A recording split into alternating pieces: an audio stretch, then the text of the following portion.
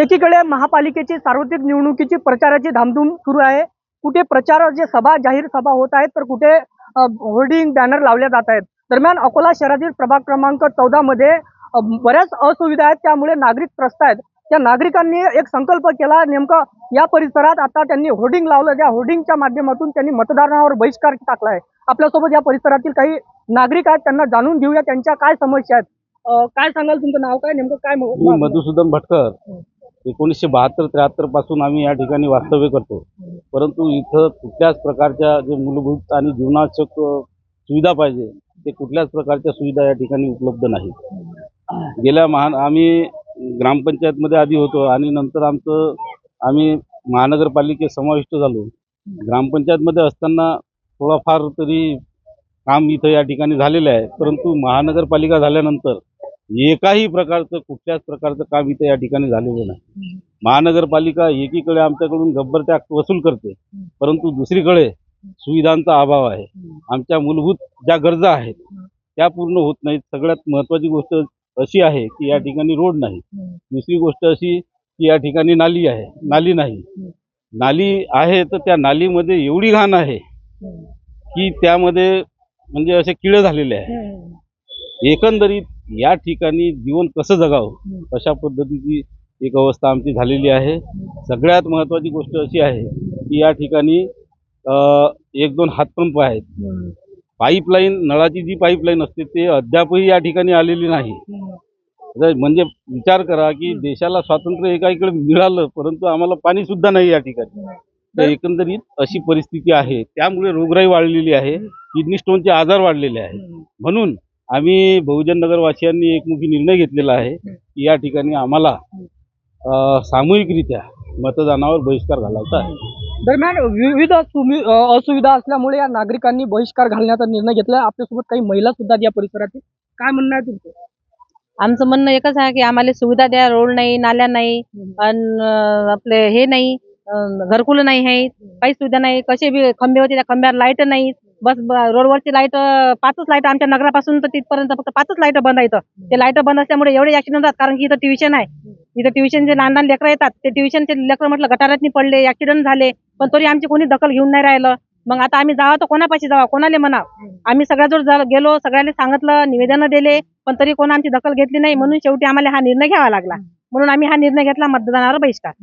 दरम्यान मतदानावर बहिष्कार टाकलाय। यासोबत आपल्यासोबत काही महिला सुद्धा या ठिकाणी आहेत। मावशी, काय म्हणाल तुम्ही, नेमकं काय सांगा, काय म्हणणं आहे तुमचं? आमच्या इथं रोड नाही, नाल्या नाही। माझे वडील नालींनी पडले आणि एक्सपायर झाले, पाय मोडला। नातू पडला। ॲम्ब्युलन्स आली नाही, लाईट नाही। दरम्यान आपण या ठिकाणी बघू शकता, मोठ्या प्रमाणात असुविधा दिसून येत आहेत। आणि हा शहरातील प्रभाग क्रमांक 14 जो महापालिकेच्या हद्दवाढीतला भाग आहे। आणि एकीकडे नेते आणखीन काही पुढारी वेगवेगळ्या आश्वासने देतात, मात्र या परिसरातील नागरिकांच्या समस्या अजूनपर्यंत पूर्ण झाल्या नाहीत। आपल्यासोबत आणखीन नागरिक आहेत। काय म्हणणार, तुमचं नाव काय, नेमकं काय म्हणणार तुमचं? मूलभूत सुविधा नसल्यामुळे बहिष्कार टाकण्यात आला। नाल्या नाहीत, खंबे नाहीत। खंबे आहेत तर दूर दूरून लाईन घेतलेली आहे, ते जे वायर लटकतात, ते खंबे सुद्धा नाहीत, त्याच्यामुळे बहिष्कार टाकण्यात आला। दरम्यान मतदानावर यांनी बहिष्कार टाकलाय। आपल्यासोबत आणखीन आहेत। दादा, तू तरुण आहेस, काय म्हणशील? माझं हेच म्हणणं आहे, आम्हाला रोड, रस्त्या वगैरे लाईट लागतील, कारण की आम्ही गाड्या घेऊन गेलो होतो, आम्ही आमच्या स्वतःच्या पैशानं मुरुम टाकला, आम्ही गाड्या घेऊन येतो, स्वतःच आम्ही पडतो। आमचं एवढंच म्हणणं आहे, आम्हाला लाईट, रोड, नाले हे रोड लागतील। हे MIDC चा परिसर आहे, रोजगार, तुम्ही तरुण आहात, तुम्हाला रोजगाराची व्यवस्था केली का प्रशासनाने? नाही केली। नेमकं काय काम करता तुम्ही? मी कामाला जातो, वेल्डिंगचं। 500-600 रोज कमावतो तिथे। आम्हाला संध्याकाळी 8-9 वाजता घरी आल्यावर कामावर। नाल्या नाहीत, लाईट नाहीत, पाणी पावसाच्याने इथं टोंगटोंगळी पाणी थांबते, पाणी नाही नाळाचं। दरम्यान आपल्यासोबत आणखी नागरिक, काय नाव? मेरा नाम शेख अंसार शेख अरुण है। नालिया नहीं, रोड नहीं, रास्ता नहीं बराबर, बच्चे छोटे छोटे हमारे, इतने साल से हम रह रहे, 40 साल से यहाँ पर सुविधा नहीं कुछ भी।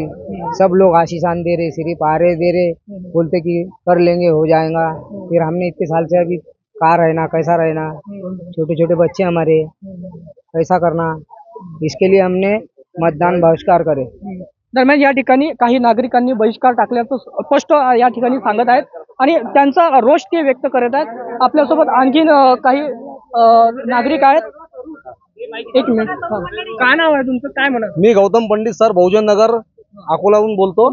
कारण आमच्या एरियात 40 ते 45 वर्ष झाले वस्तीला, तरी आमच्या एरियात सगळ्या गोष्टीचं कोणती मूलभूत गरजेचं जे आहे, पाणी आहे म्हणा, रोड म्हणा, टॅक्स म्हणा, ग्रामपंचायत पासून टॅक्स सगळ्या गोष्टीचं भरत आहोत. महानगरपालिका सगळ्या गोष्टी टॅक्स लावते, पण आम्ही फक्त घराचं टॅक्स भरावं का? घराचं तर आम्ही भरतच आहोत, पण आम्हाला रोड नाही, नाली नाही, स्ट्रीट लाईट नाही, नळ नाही. पहिले ग्रामपंचायत होती त्यावेळेस सुविधा होत्या, त्यावेळेस सुविधा होत्या. त्याचं विल्हेवाट लावायचं तर नाल्याने खोदून दिले, नाले आमचं पाणी घरात जाते. ग्रामपंचायत पासून बी आम्हाला टॅक्स भरतो, त्यावेळेस बी आम्हाला त्रास होता, आताही त्रास आहे. दरम्यान ग्रामीण भाग जसा आहे तसं हा शहरीत समाविष्ट केला जरी असेल तरी या परिसरातील नागरिकांच्या अजून जशाच्या तशा समस्या आहेत. त्यामुळे नागरिकांच्याकडून रोष व्यक्त केला जातो आणि या परिसरातील बहुजन नगरातील नागरिकांनी या प्रभाग क्रमांक 14 मधील त्यांनी आता होर्डिंग लावलाय, मुख्य रस्त्यावर होर्डिंग लावलाय आणि त्यांनी एकच आता संकल्प केलाय की आता आम्हाला विविध सुविधा द्या, नाहीतर आम्ही मतदानावर आता बहिष्कार टाकणार आहोत. आणि येणाऱ्या 15 तारखेच्या मतमोजणीनंतर आता 16 तारखेला मतदान आहे आणि मतमोजणीचा निर्णय लागणार आहे. नेमकं या नागरिकांच्या विविध या समस्यामुळे नागरिक त्रस्त आहेत आणि त्यांचं म्हणणं आहे की आम्हाला ह्या सुविधा करून द्या. नेमकं प्रशासन आता हे सुविधा करून देते का हे सुद्धा पाहणे महत्त्वाचे ठरणार आहे. योगेश सिरसाट, NDTV मराठी, अकोला.